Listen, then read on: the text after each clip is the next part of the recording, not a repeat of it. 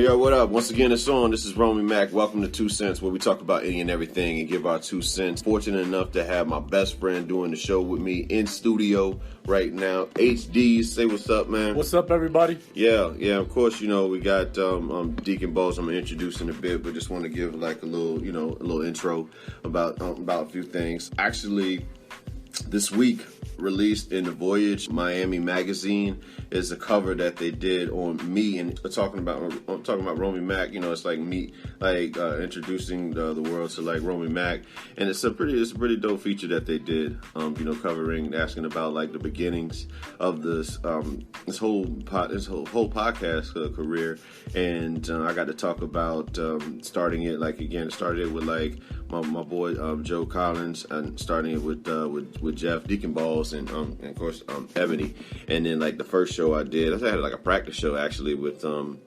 of the members of the Jet podcast, Hunt and Phillips. You know what I'm saying? We with Jay and Evan for that matter, and it was just it was real dope how they did it, and they came out real nice, and the pictures were taken were pretty well too. So we just want to start off a little bit with that, and just saying how always continue working. You know what I'm saying? Like, you never know where the blessing is going to be around the corner. You just got to stay with your craft, and that's pretty much it. That's to say about that. Homecoming is coming up for a lot of people. I just finished talking with my kid. She's trying to get prepared for homecoming. It's wild, seeing your child grow up so fast, and I don't know. It can get to a dad sometimes, especially when you live far away, just to see your child grow up, and the way that she does. You know what I'm saying? It's like you're just astounded by it. But they don't stay young forever. That's for sure. But without further ado, man, we go get the show going. Deacon Balls, man, what's up, bro? Yeah, I don't hear you. I couldn't hear anything. I was like, well, you weren't supposed to hear anything, but we wanted to get you on the show. I had to bring you in. I was doing like an intro for a little bit, but say what's up to your folk, man. What's up? You know what it is, man. Yeah, and you see, HD's over here, right beside DJ? The DJ crew. But anyway, man, let's go with what we got. What's popping, and start off what's going on with popping and pop. Of course, we saw this coming, but we're gonna talk about the shit anyway. Felicity Huffman is released from prison in the college admissions scandal after only doing 11 days of her 14-day sentence. So, I mean, I think we even said it would be shorter than that. But, and joking, but of course it was going to be a shorter sentence because, skin matters. her being white definitely matters in this case. And also having money. And that's... Got both. Yeah, it works for you. That's one hell of a privilege when you have money and you got the right skin color. So, but her kid get into the school, and then it help her get away with a crime. Yeah. Damn.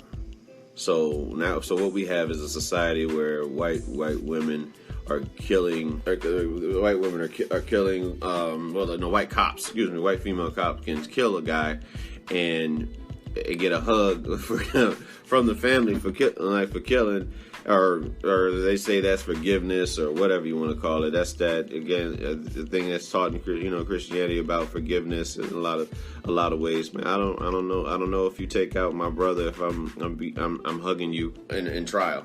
That's just not happening. H, man, what you think about this Felicity Huffman shit? Her getting out 3 days earlier before her already two-week sentence. I would have to say that it's another perfect example of white privilege, and it's definitely the justice system is not justice at all. I think that they really need to revamp the way they call it justice. It's unfair for everyone. Yeah, because I think the black woman, the black mom that did the very same shit for her kid, like changing up the address so that her kid can go to get a better education, is still locked up. I think she's been locked up for let's call it some years. I don't know exact, but let's call it some years. But again, this individual with money, and this happens to be white, is out already. I don't know.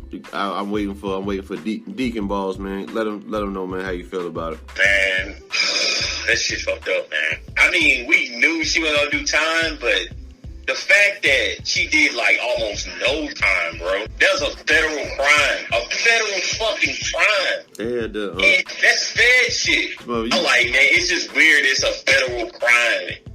And she did like no time at all, bro.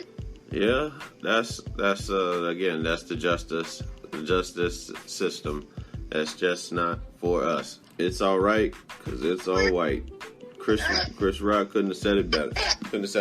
But moving on to some other stuff and like what's popping in pop. Felicity Huffman's out. You know, she can say she went to jail and that'll be her story. It's her time, a fake ass time. Yeah, exactly. Moving on to the next topic. What's popping in pop, man? So R&B singer Tank. You guys may know him by the song, like his famous single "Baby I Deserve," back from like 2001. I know his favorite single is hold on. We gonna let you get to that in a second because I know you want to dig into that shit. But Tank was on Angela Yee's podcast, I think it's called Lip Service.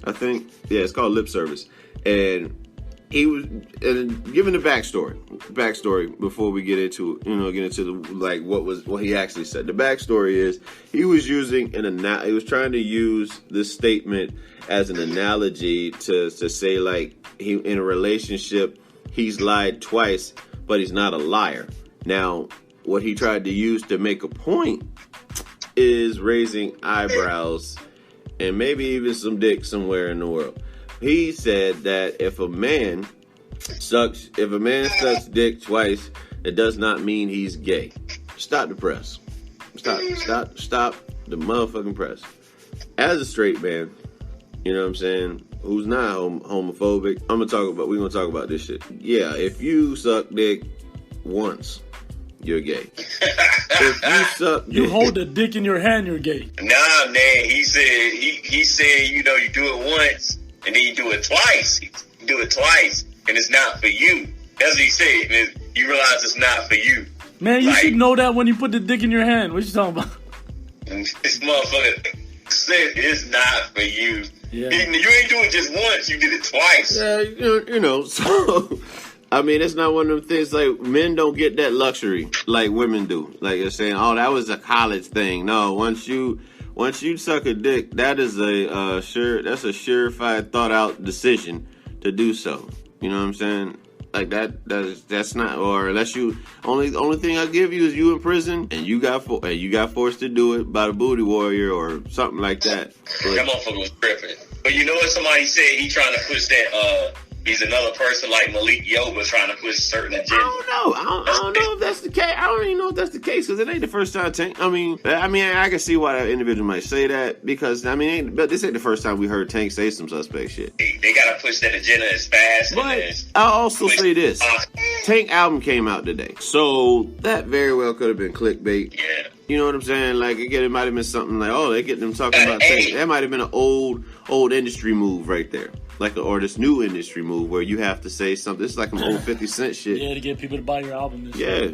It could be. That very well could be. I think that was tactfully done.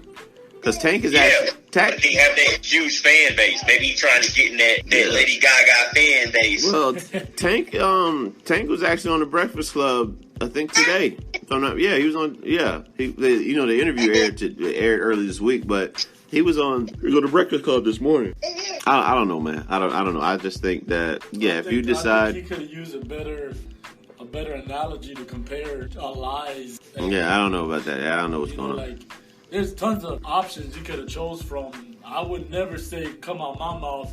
Yeah, it's like sucking dick. If you do it twice, or no, I'm good. I don't sucking dick. But you're good. You sure? Yeah. You got to do it twice to make sure. Yeah. That it's you. I don't know, man. That just don't make any sense. I'm like, holy Tank. I don't buy your music anyway. So. Yeah, that just don't sound like something a straight guy would say. Maybe somebody who's bi confused. You know what it sounds like? It sounds like somebody that's in the industry and had to do that would say that. Okay, that's a good point. You might be right about that. Maybe that's what it sounds like. Maybe he kind of put it out there too.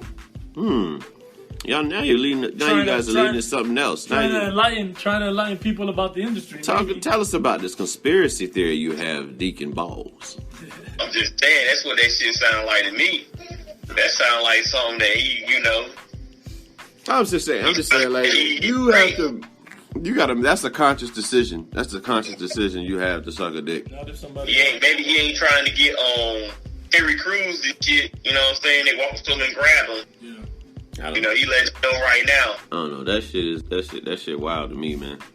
I honestly feel like, looking back at everything, I feel like that was definitely clickbait for the album. That's true. Could be, man, but this is what I don't understand. If it's clickbait, your core fan group, which is ladies that's into your music, ain't gonna fuck with that. There's nothing they can tell you that you're gonna gain followers and everything from what you said, but the truth is you won't. I promise you that. Man, I'm gonna keep it I'll keep it motherfucking straight with you about this whole Tank thing. Tank is not going to lose his audience because of that statement. I promise you. There'll still be ladies still waiting for him to gyrate. It's like a whole bunch of guys in Atlanta that can pull mad women, man. And they still got a boyfriend. You know what I'm saying? Like, that shit is real. It's like, this shit is real. That's just what it is, you know what I'm saying? Like, hey, I think he could lose a fan base. I think there's a shortage. There's a shortage on black men, in a sense, because of the sense that we as black men, some of us have, like, variety. Or most of us have branched out into that variety. And then there's, like, a lot of black women who solely date black men. So this is like a shortage for them. You know what I'm saying? Like, as to where we look at the entire menu, these black women are looking at one particular item when they go to that. When they go to the Chinese restaurant, they want that General Tso's chicken every time. Which is kind of like me. You know, so when I go Chinese food, I always get the same shit. But in this case, like, the black women, they want the black man, and and rightfully so. So, but also, you have there with us now. You have black men that are gay, and then you have the black men that are into outside races.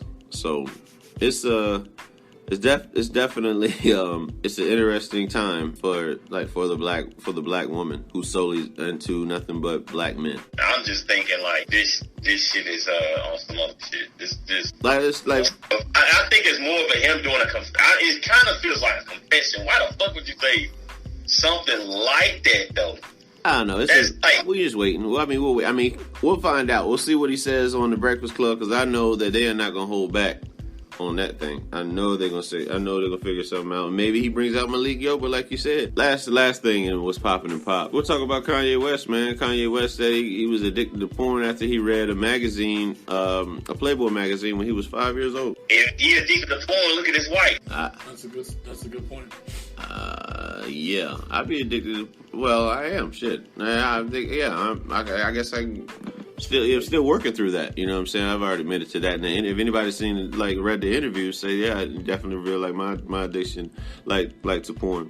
And my shit goes back as like a kid. You know what I'm saying? I can recall just happen to be like seeing stuff that my pop would have like on TV and stuff, or running across his stash too. You know what I'm saying? That's just every dad got a stash. Yeah, dad, that is. Yeah, that's for sure. You run through the stash and like, wow, this is a lot. You know what I mean? So, but it has that it has that profound effect on you, because you want to know what this is, and then when you don't have when no one wants to talk to you about this shit, you're like, okay, I'm gonna figure it out for myself. And what's so wild is that I'm such a late bloomer when it comes to I don't think my porn addiction really kicked up until I started masturbating. And I was a late bloomer when it came to masturbation. I didn't start masturbating until I was in a long distance relationship with a girlfriend, man. And then I think I was maybe 22, 23 or something like that. And it was roughly her idea. Then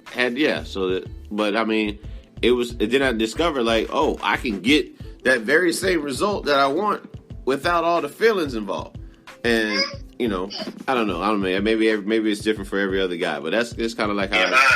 I tapped into that. But Kanye, man, there's a lot of things going on with Kanye this week. He admitted about the porn addiction, and also he said that he would not be making secular music anymore. And today, actually, which will lead way to Kroom's segment, Kroom-based segment, Top Joints and Games, we're talking about Kanye West released a gospel album today. I have not heard this album just yet, but I'm eager to listen to it. I mean, regardless of how you feel about Kanye's political views, you know damn well musically he got that shit on lock. So I know it's whatever you do. You better have John P. Key on it and Kurt Franklin. You don't need none of them. He didn't have them. He better have Kurt Franklin. He didn't have them for Jesus. For Jesus Walks. Jesus Walks was playing in the clubs, man. You gotta have, if you gonna get them gospel people buying their album, you better have some Kurt Franklin or somebody up there. Fred Hammond. I want him to have. Don't break in. I want him to have the Trump hat on the album cover. I want that version. I want that special edition where he has like him wearing that Trump hat. Just like for really just standing behind his views, man. That's just funny to me to see him aligned with Donald Trump, with him aligned with so many like if you've seen any of his Sunday services clips, it's like you really do feel like God is in the building, man. Like the way it's just so soulful how they do how they do that. They fellowship with the music, and then for him to on the other side to be aligned with Donald Trump, he got about as many personalities as Tupac. Like they would say that Tupac was, what I'm saying, you talked to Tupac one time. He's gang, he's talking gang banging and all that shit. You talk to Tupac again, he's talking about protecting the community with the Black Panthers and, aligning that stuff like the civil rights thing. And then you can talk to Tupac again and he'd be like the sincere sweetheart that's real good with the ladies. It's just so many versions of that cat, man. Yeah, man. You want to go ahead with your top joints and games. Outer World's coming out. It came out today, actually, I think. And it's supposed to be really good. I haven't checked into it. For what system? What system is that for? It's kind of like a space exploration type, whatever. Hey DJ, for what system is that for? Xbox and PlayStation, or once exclusively? Both. It's for both, I think. Okay. Yeah. But there's a lot of talk about it. One thing that just happened in the game is Bethesda, for those who don't know. People that makes Fallout, I think, Fallout 76. So these guys, Fallout 76 came out about a year or two ago, right? The game was broke as hell, all to hell. And they were basically giving the game away for free. So now they're trying to charge people $100 fucking to do online play on the game, to get your own like private servers and stuff. Yeah. $100 a year. And staying on the subject of gaming, man, what can you tell me about this WWE 2K20 Fallout? I really don't know much about it, man. From what you was telling me, from what I've been hearing, is people trying to get their money back because it's that bad. Like it's fucking broken, and there ain't no way for them to fix it. Well, I got somebody trying to buy 2K19 right now. That's probably why they trying to buy 2K19. That means it's going to work out for me. So that means they're going to be like when it comes time for the final hours, there's going to be a lot of bids put in on my eBay account. So I appreciate that. Romy's Retroland on eBay. You appreciate them fucking up, basically. Yep, exactly. I appreciate that. Help me out so you can get the copy from last year and continue on with your daily services. That's what I want to do. That's what I'm here to bring. I'm here to bring you the game that you want. There's still more, man, going on in gaming because the Call of Duty Mobile that came out. That's the latest one, right? They have like this shit is so fucked up. They got like a looting system, right? Like where you pay for something, it's like a looting system. And with the looting system, like every time you spin the wheel, you pay even more and more money. So the Call of Duty Mobile, a bunch of YouTubers and just random people have found out that it's not random, actually. They say it's random, like it's supposed to be random. But it's pretty much like gambling. But gambling is supposed to be random. Yeah. But it's not.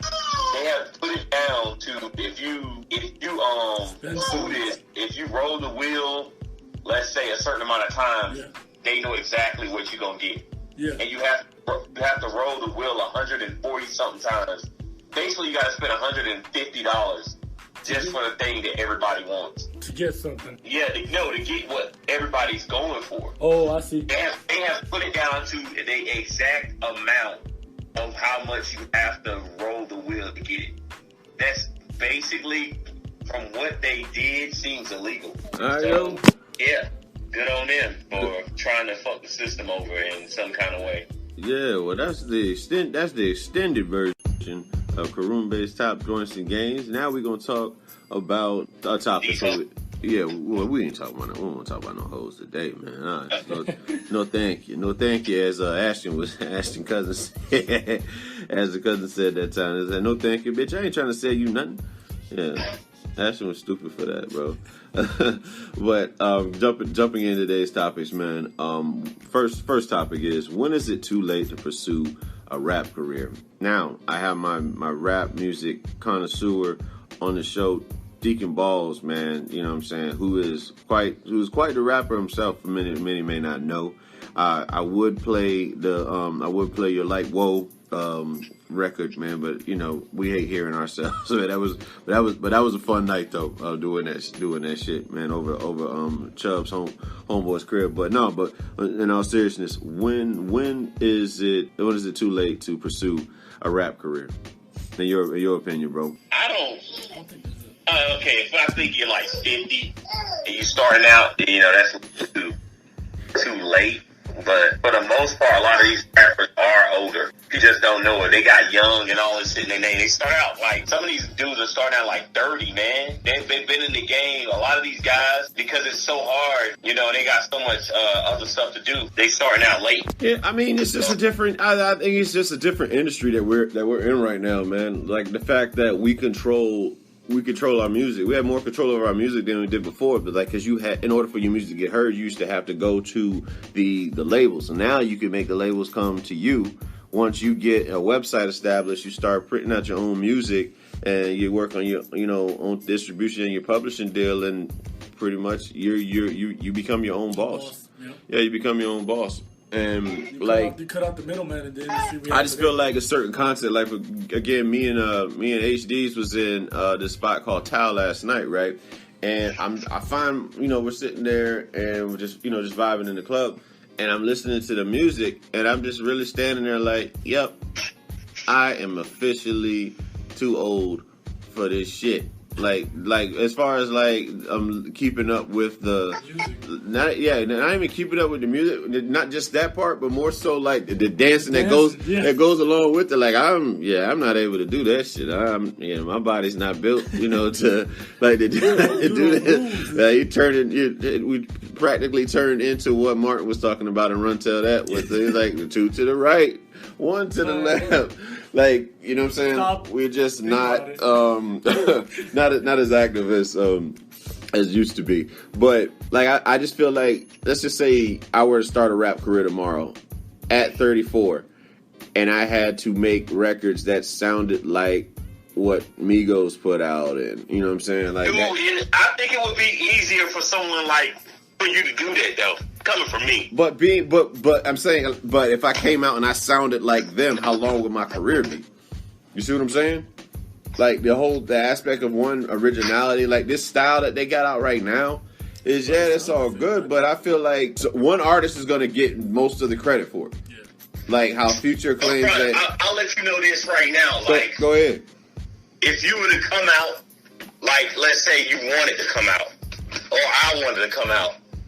Like, and I look at like Conway the Machine and all those guys, they have a huge fan base because of that. People like N and Dre back him because of that. You know what I'm saying? We are talking about but we're talking about two different animals though. No, when we talking about two different animals, that's what I'm saying.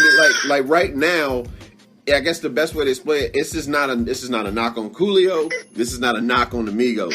But you remember, like, there was a point in time where Coolio shit was everywhere, right? And he's been listed as a rapper. Migos are now the popular rap group. You know what I'm saying? They're not like the underground cats, such as, you know what I'm saying, Benny the Butcher and Conway the Machine. You know what I'm saying? Like, so their styles is a little bit different. They're more, I'm not going to call it authentic, but I'll say that Migos right now, like the music that they're putting out, that's because they're selling. You know what I'm saying? It's sold. I'm not call them a sellout, but their music sells. Their music sells. Period. Right now, like that style of music has just became like a hot commodity. Like everybody that comes out and they listen to that shit. Yeah. Go ahead.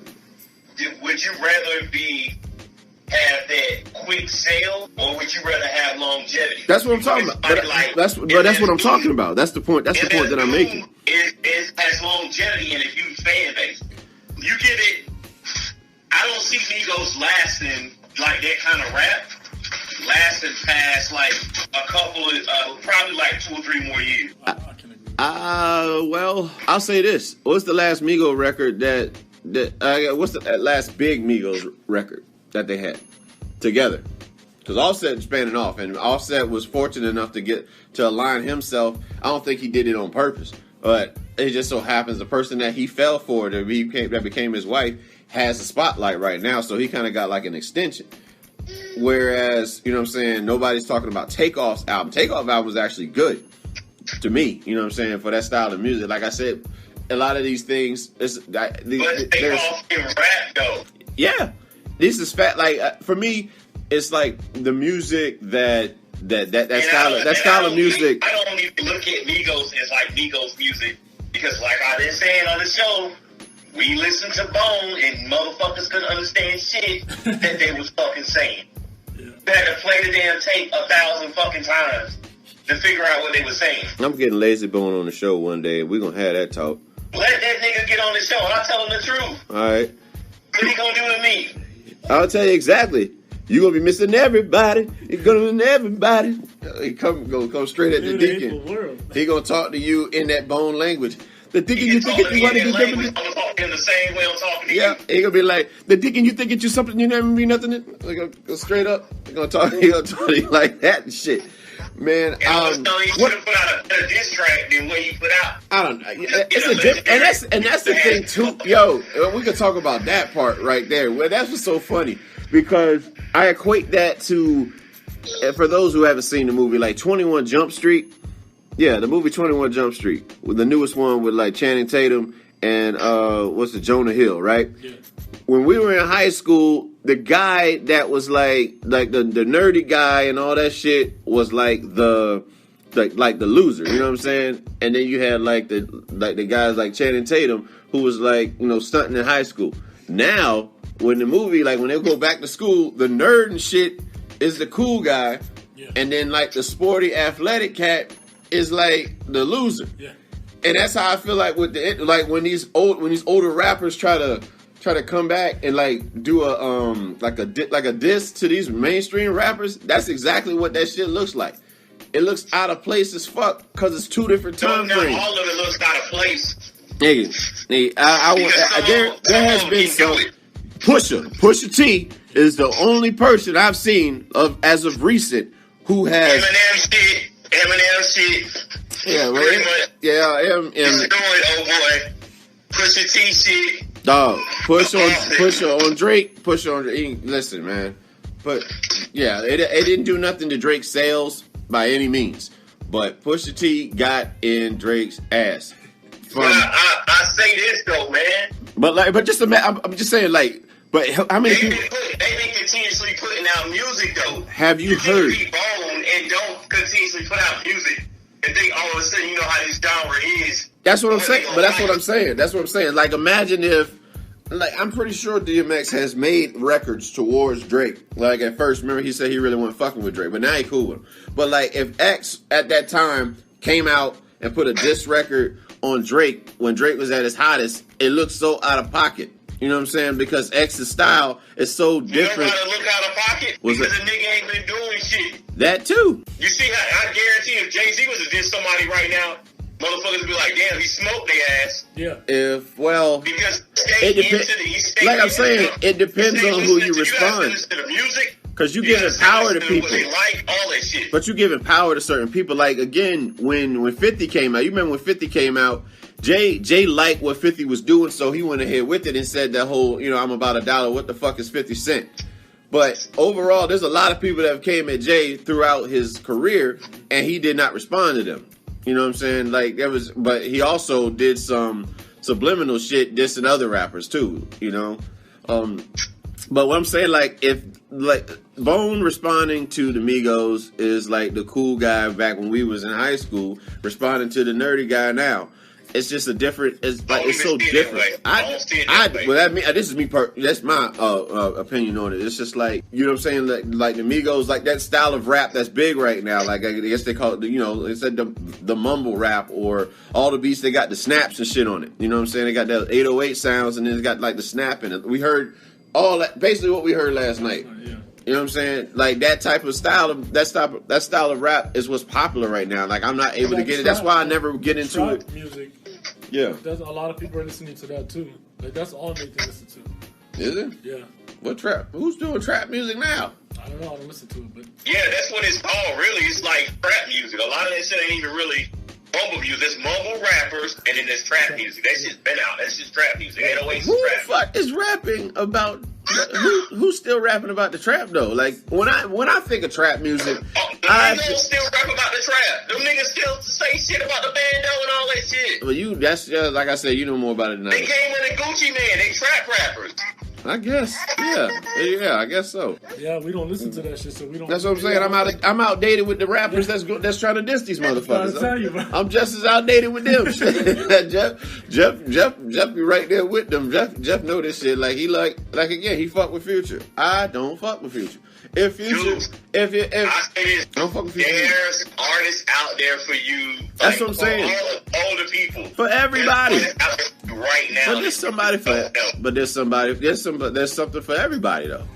Everybody's style ain't got to be the same, and that's what it is for me. Once I hear something with like of an artist, I'll hear something that sounds like something else I just heard.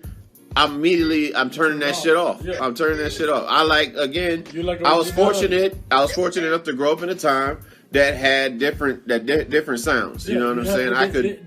They had a lot of originality. You had the West Coast style. You had the East Coast style. Now everything is style. Everybody sounds the same. Everything is now universal, and so like, and I would say everything is universal, but a lot of it that was put on the radio. I feel like these songs are starting to, like, again, they sound the same. And that's where you fucked up. Yeah. A lot of to tell you the truth, most of the stuff people listen to don't even be on the fucking radio anymore. That's true. But the radio is just a promotion tool for artists that are already big. Yep. A lot of the stuff people listen to, like, is not on the fucking radio. It's on YouTube. That's exactly right. Like the Deuce who signed under Takeoff, I think he signed under Takeoff. It's either Takeoff or the other nigga. But he's under Quality Control Music. But he has that old school Memphis sound, like 3-6 Mafia's backing him, Project Act. Yeah. Like he sound like that. That's exactly how I feel, because like, you know, having a 17-year-old, you know, they're into all the new stuff. But everything you said is true. Like all the artists that Nathan listened to is all on YouTube, or you can't catch some dudes on the radio at all right now. No, and that's why I really don't listen to the radio. Yeah, neither does Nathan. I listen to I go on YouTube, I look on YouTube, I look at stuff like that. I don't listen to that. I don't listen to the radio at all. Not. Yeah. You know, I guess getting back to the original question, like when is it too late to pursue a rap career? I don't feel like I guess you can do it. It's not to say what's not to be done. You know what I'm saying? Like you could have somebody who could come out at 40 and they actually and be successful doing it. Yeah. It's just really about I guess like the creativity and relatability. That's really what makes your music sell, is your relatability. So if a 40-year-old can come out and have something that's relatable or something that's jamming, then yeah, I believe that can happen. But is that the case with, like, has that been the case for the industry? I've yet to see a successful rapper starting in his 40s. That is, you know, I see them starting in their 30s. I see a lot of rap. They say their word is that rap is a young man's game. It is now, I think. No, it was then. Now is I don't know. I'm with Jeff. Like a lot of shit has shifted. Jay has definitely done something. Rick Ross has definitely changed that narrative. To be honest, Rick Ross been off for at least 06. 15 years? 06, so about 13 years. But when he started, he was what? Ross started because he's born in 70. Like I said, all the Griselda gang are like older niggas, but they sound like Wu-Bang. So he was about 29. They're older style. 29, you know what I'm saying? Yeah. Late 20s, 50 was 27 when he came out with I take that back. It wasn't Get Rich or Die Trying came out when he was. That was his first album came out when he was 27, but he had been rapping since he was probably about 24, 23. Yeah, like when we did How to Rob or whatever, he was about 24. Yeah, I mean, like I said, Flo Rida like older when he came out too. Flo Rida, yeah. Who see, but we got there's different lanes for. Flo Rida's 40 now, bro. Hold on. I'm not knocking. Let me be clear. If Flo Rida, you know what I'm saying, like, here's this thing. This is not a knock on you, but there are different lanes of rap and what we qualify. Like, again, with these fucking lists, and we have like top 50 best rappers, and you know what I'm saying. You're not going to have Flo Rida on it. Like on lyrical ability. Guess what I'm saying? But he made a success by the lane that he was in. He was smart because he knew his lane. You got some people that again don't know they don't know themselves yet, so they're not able to excel. If you don't know yourself, you won't excel. Period. You know what I'm saying? Like Flo Rida was like the Coolio, the Nelly. You know what I'm saying? Like again, Coolio wasn't battling any fucking body. Like Sticky Fingers wasn't battling, you know what I'm saying? Like Coolio on records and shit like that. Coolio came out with his party shit, or there were Dangerous Minds, which had like a little pop feel to it, but it was knocking though. It's still dope to this day. Hell yeah. You know what I'm saying? I'll listen to that shit. But like with Flo Rida's more like party music. Yeah, I call it. Yeah, it's about club that. Music. Yeah, you know what I'm saying? Like Pitbull. Yeah. Perfect. That's perfect right there. That shit works. I don't know. I mean, it's great for like the club scene, depending on where you live. Like in California now, in Virginia, Flo Rida. That's what the money is, though. The money's in the club scene. Yeah, Absolutely. the money. Absolutely. But are we talking about when we talk rap? Are we talking about album sales, or are we talking about actual like skill level? And that's what I'm saying. Like again, if they made a list about top selling rappers, you gotta put Flo Rida in it. You gotta put Pitbull in it. Yeah. Eminem's there. You know what I'm saying? Jay-Z. Wu-Tang. Yeah, of course. They started a cult. You know what I'm saying? They started a cult, man. And like that might have they have the biggest following. They have some of the truest hip hop fans, like Wu-Tang does. And you know who else has true hip hop fans? Tech N9ne. Tech N9ne's got a strong ass following. Based on. Did you see his old boy signed back with him recently? Who did? Kizzo, whatever his name was. He signed his paperwork during the show, and Tech N9ne didn't even know. His wife got the paperwork out. The crowd was going crazy and stuff because, like, he just stopped rapping and all. You know what I'm saying? At one point. Yeah. And I guess it was a big moment, man, because he was signed with them for 3 years, and he didn't have. He wasn't even signed with them. He just off the strength. But Tech N9ne was just like, "Yo, you rock with us, here, buddy." That's good. That's just like that's what I mean. Like. A lot of people get misconstrued by what you see on television, and that's what they want to do with rap. Whereas you can do the route like my man, like how my man Yoda down in Miami does, where he just keeps putting out just solid work. You know what I'm saying? You just keep putting out solid work. You build your audience, and you're not really going after like just being. It's not about being popular. You know what I'm saying? You're not looking for being popular. You're just trying to put out your best shit. You know what I'm saying? You develop your following and you let them come to you. And that's what I respect about Yoda. That's what I respect about like Tech N9ne and like other, you know what I'm saying, artists that I was like independent artists and like, you know, they have a cult following. That's why I feel like that's where you're gonna find like the truest fan bases and the truest artists. You know, they're not. It's that cult following because like that. That's why I was saying like that Migos type stuff. No offense to Migos, but that's gonna in a couple years. As you see, Tech N9ne's been banging. They're going to grow up. Their listeners are going to grow up. Is what's going to happen, man. And that's really like a lot of, even with us, you know what I'm saying? But it's just what's the content. Your content is what people are going to solely base your legacy on. So, like you said, have we outgrown Bone Thugs? I think we have. If Bone Thugs came out with an album tomorrow, would that shit be jamming? Would it be jamming? I don't know, man. It depends. What is the last Bone Thug? Any artist, any member of Bone Thug, and that's not knocking Bone Thug. It's just that you have to evolve. Everybody's got to evolve, man. We're not able to stay the same, you know.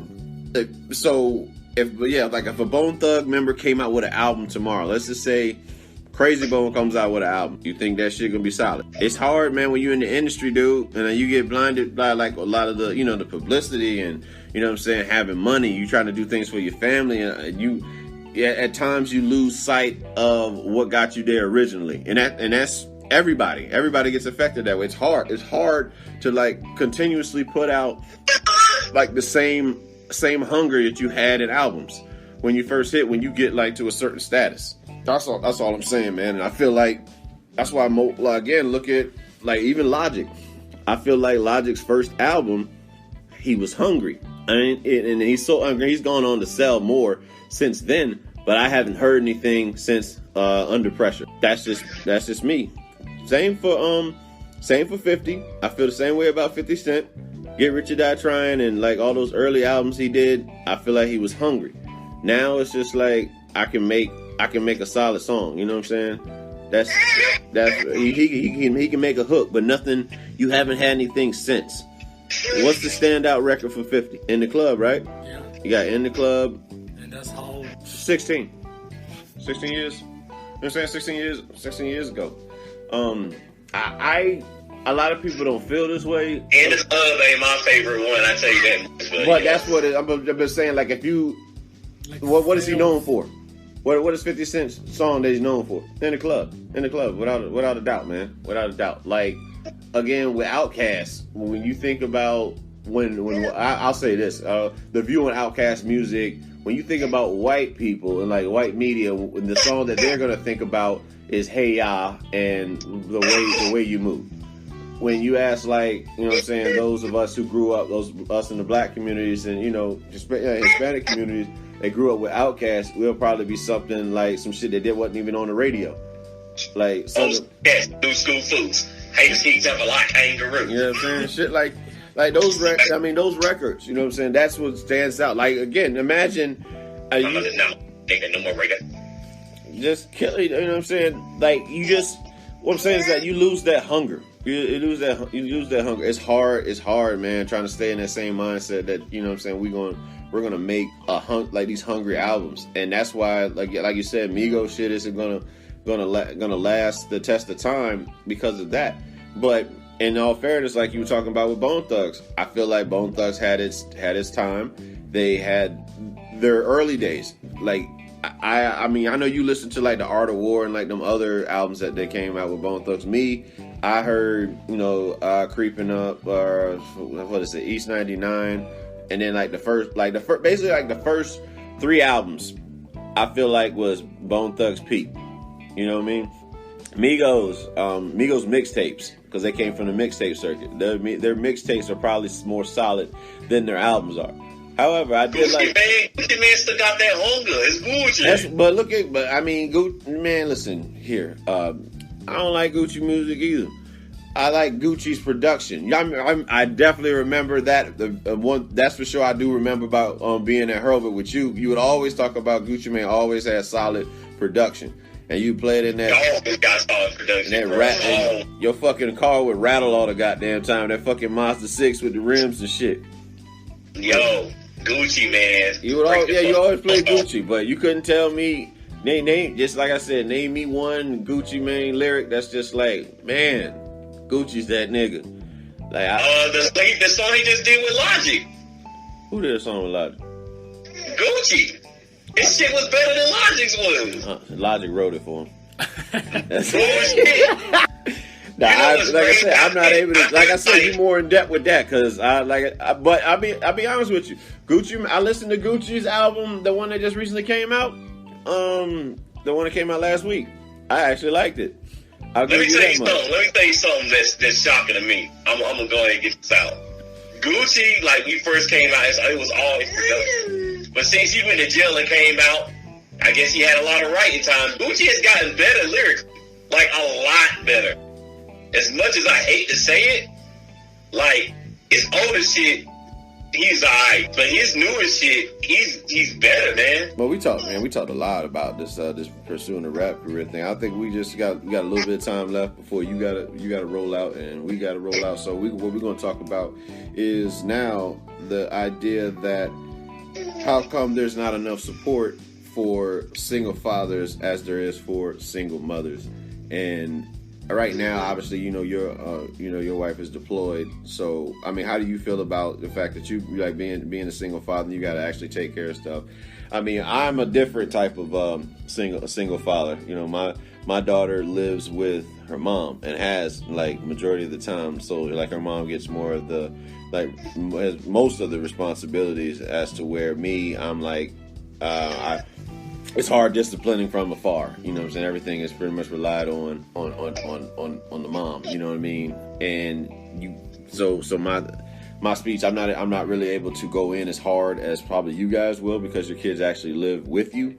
You know what I'm saying? But like again, I can speak on the fact that just overall for all fathers that single fathers don't get enough. I don't feel like there's not enough support for single fathers as there is for like the single mother. But HDs, man, you can speak on the fact, man. What's it like being a a single father? What's the responsibilities that come with that? Well, I think it's definitely harder being a single dad. I take that back. I don't think it's harder than being a single mom. I just think, like the topic says, I don't think we get enough respect for it. There's situations like I have a daughter, a 5-year-old, and I wish there were more like restrooms, family restrooms. I hate taking my daughter into the men's room to use the bathroom when I'm out with her. Every once in a while, you get some women that look at you and they kind of respect you for being out there holding it down. But a lot of times, I think people look at you and they're like, "Well, now you know what we feel like. Now you know what we're going through as a single mom." And it's like, man, I didn't try to be in this situation. This is just what it is. So I think it's really difficult for single dads these days, honestly. All right, well, Deacon, man, come on. That is a problem, man. I know exactly what you're talking about. Last time my wife was deployed and it happened, I had to deal with it. That's why Logan trying to get on the show now, man. We're gonna hear him grow up on the show. That shit gonna be funny, man. Like people gonna be listening like the old shows, hear this little nigga cooing and shit, and then he's up there asking if he can play the game and shit with his pop. So I mean, for me as a single dad, the way it's been, like I said, honestly, I won't say I necessarily don't qualify. Like I feel like I am a great dad to my daughter. To the best of my ability. I mean, you can always do better, but anytime she's needed something, and they needed me for something, I've been there for that. You don't necessarily always get the credit. You don't really get credit for doing some shit you're supposed to do. You know what I'm saying? Yeah, you're right. Yeah, you want to be recognized as a good parent. Yeah, and I think that was one of my things I worried so much. Throughout, because knowing my situation as to how I even learn about my daughter. I learned of my child when she was 1 year old. So it's like the fact that I wasn't there for all the beginning stages. I always held over my head that I kind of left.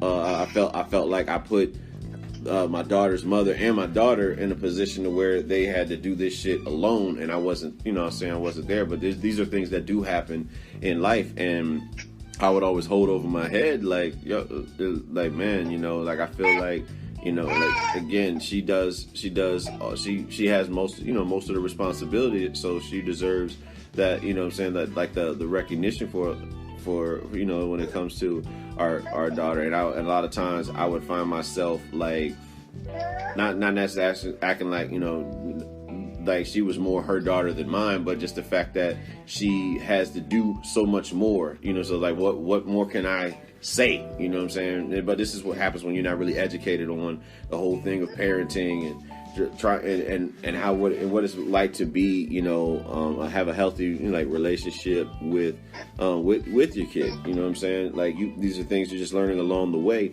and there's been some bumps and bruises, man, and you know, trying to do what you feel is right, and then sometimes doing what's right isn't always the easiest decision to do as well, and you find yourself in a position where you don't want to be where you've been a people pleaser, but you got to do you have to do the right thing, what's best in the best interest for your kid, and oftentimes that can lead to disagreements between adults, and I don't know, man. You know, it's just some things that you learn as you go along, and you find yourself with this idea that being a single dad from afar. Like, really, what can you do? Is a lot of times I ask myself, like, how can I do this from afar? What is the single dad that lives away from his kid? What can he do? I mean, you visit your kid, but like from the disciplinary section, I guess it's like being there when she has to ask, when she's ready to ask you something that maybe something you would know as a man, and where you can give that guidance. But really, like, I can tell my daughter she's not able to go outside, and you know what I'm saying, I'm in I'm this far away. Like, what's that? How's that going to stop her from doing that if she's under a different regime? You know what I'm saying? Like, I guess rule of her mother. Like, it's a regime, like it's yeah. But hey, I'm gonna be real. It is worse for a single father than it is to like a mother. Government has programs and shit in place for single mothers. When it's a guy, it's like you need to figure it the fuck out. That's exactly right. That's exactly the way it is. That's exactly right. Like, you said what? I said that's exactly right. It's just like I said. Whenever you go out, they got things situated for if you are a single mom. You go out to a mall, or you go out to anywhere. You got those handicapped spots for like expecting moms. And it's like, shit, where the hell can I park? I got this damn car seat. I got this infant I'm trying to take out with, my two other kids. And it's like, how the hell do I do that? I got to park like everybody else, fucking a mile away. And same thing, like I said, when I got to take my daughter to the bathroom, is you go in there and there's no changing tables lots of times in the men's room, but they got changing tables in all the women's room. Yeah, nowadays they got a little bit more, but still, it isn't the same. And I think society has made it almost like it's okay to see a single mom, but it's almost unheard of to see single dads. Like, oh yeah, he just holding his kids till his wife get out of the restroom or something. You're like, no, I'm doing this all by myself. That's like I was saying. They got like they even like welfare and other things, and then you see the mothers with kids, just like clubs. Nah, it's barely like, I'm a single dad right now. My wife like, why don't you go to some of this stuff with? And me and my another guy I know, he was saying the same thing. Like, nah, that stuff is like, nah, you feel out of place when you go to that stuff with those women, because they act like, what are you doing here? It ain't like a type thing where you like coerce with each other or coerce. No, they more like, what the fuck are you doing here type shit. Even if you got a kid, man, they ain't as open arms as they act like they are. Yeah, they do got those, like you said, the programs and those meetup groups. I mean, there ain't a lot of, not that I would really go into any of them anyways, but there ain't a lot of those guy meetup groups for single dads and shit. I ain't going to the fucking zoo with a whole bunch of dads and a whole bunch of kids. I'm not doing that shit, but they still got all that stuff for women. And if you do go, you feel awkward. They make you feel awkward. They make you feel absolutely awkward. They think we're all gay. It would be like, especially if you got a daughter or something, they're like, well, if you need me to do your daughter's hair or something or whatever, or like they act like, oh, you need me to come. They act like you can't. They act like you can't do anything without a woman being around. Yeah, absolutely. Even though in my case, they're right. I can't do fucking hair.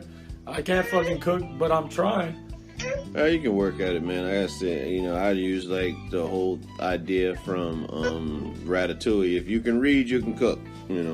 That's anybody can. It doesn't necessarily mean you'll cook well at first, but you'll learn. Hell, I learned how to cook a lot of times from Jeff.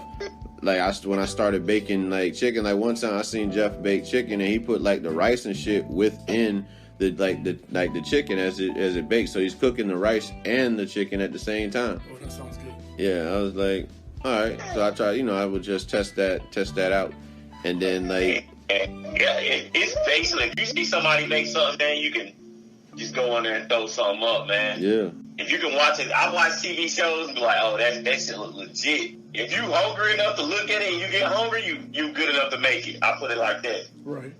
Yeah. You'll make. I mean, you're gonna make some shit that didn't come out right. Like there's been times where I know I went through this last week, man. Times is hard right now, like with the finances.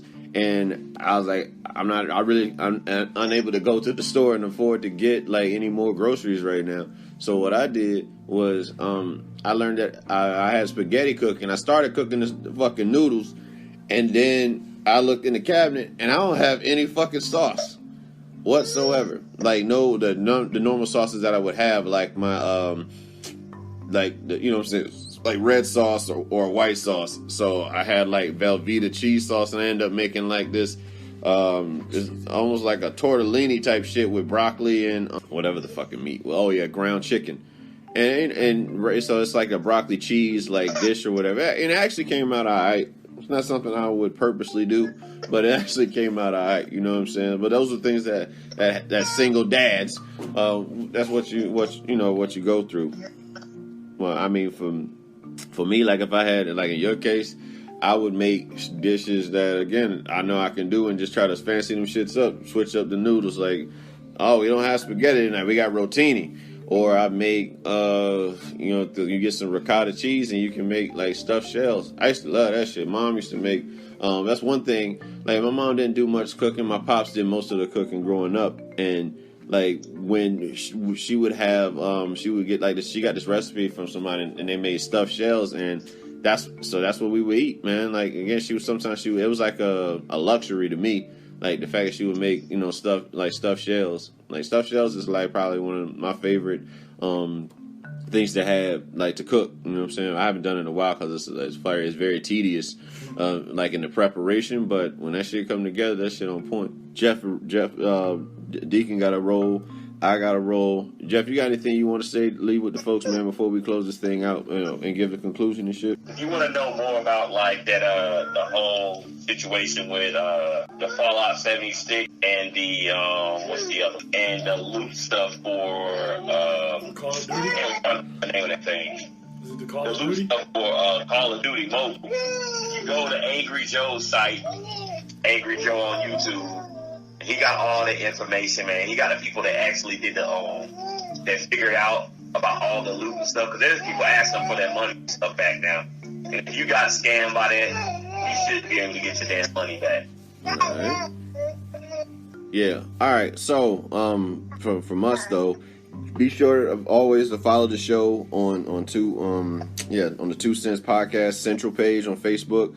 Also on Instagram, you can follow the official Romey-Mak page, and then the other user we have is 2 Cents the Podcast, and I think it's on Twitter is 2 Cents the Podcast, DAPODCAST, and I think Snaps has the same shit. There's a whole bunch of social media platforms I got that I'm not even really that much active on, but I will if you get active with me. So you can check that out. HDs, you can contact HDs through me. You got to go through me to get to HDs. So as far as contact information, it's the same thing. Same for Deacon. For the Deek, you can I forgot one more thing. What's up? Check out my boy Last Damage. His YouTube page. He plays Apex and some other games. I'm usually up there with him. And you usually go. And you better get your ass on that damn game channel, man. What's up? Let's get it, man. I'll sit there and watch you play 2K with the Lakers because that's the only championship you're gonna get this year. Cause cool. Oh, they ain't gonna win no championship. AD already hurt. Well, he hurt his nail. What happened? He got an He ingrown. already hurt. He got an ingrown toenail or some shit. I don't know. You know that dude stay hurt, man. All I know is that Kawhi has taken the city from LeBron James. He took the city from LeBron James, man, and that's something that's something y'all gonna have to deal with. No matter how much stuff he spit on this stage, it ain't gonna equal up to this real shit. Best player in the NBA. I said it. I said it on the show. Told y'all he the best player. No. Real bars. Something he got to deal with. I watch the sports, baby. I know the game. Yeah. Look out, Dallas this year. Yep, Dallas. Dallas is going to be a team that that's a sleeper because ain't nobody talking about them. Dallas is going to be the sleeper team, but Clippers for sure. I like Clippers. I like Rockets. Golden State just had a bad night last night. They got their ass blown out, man. At one point, they were down by 46. Like, chill, man. Don't mess with Steph and them, man. They're injured. They gotta regroup. You know, Ashton ain't nobody on that team but Steph Curry and Ashton. Shit, fucking Draymond. That's it.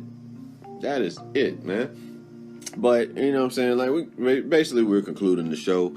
Thank you guys for listening. Be sure to look for that interview that they did on Voyage Miami magazine on Romey-Mak. Be on the lookout for more stuff coming from other members of 2 Cents. And just leave your comments below on if you're watching or listening to on YouTube. Leave your comments below. If you're listening on iTunes, please submit your reviews.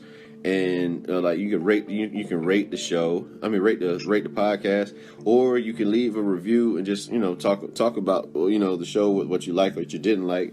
Either way, we just appreciate you taking the time to do that. But for Romey-Mak, for HD's, Sugar Booger couldn't make it.